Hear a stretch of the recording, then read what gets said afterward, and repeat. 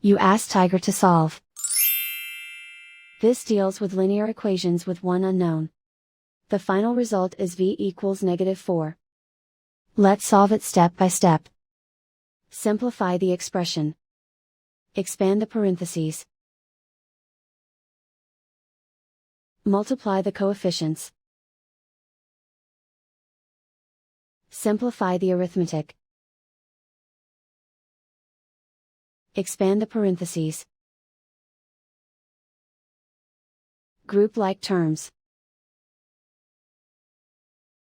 Simplify the arithmetic. Group all v terms on the left side of the equation. Add 7v to both sides. Group like terms. Simplify the arithmetic.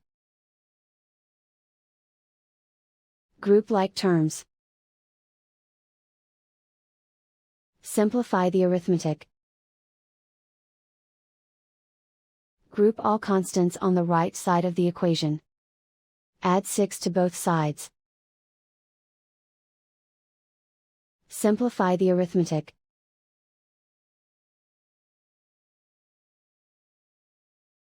Isolate the v. Divide both sides by -11.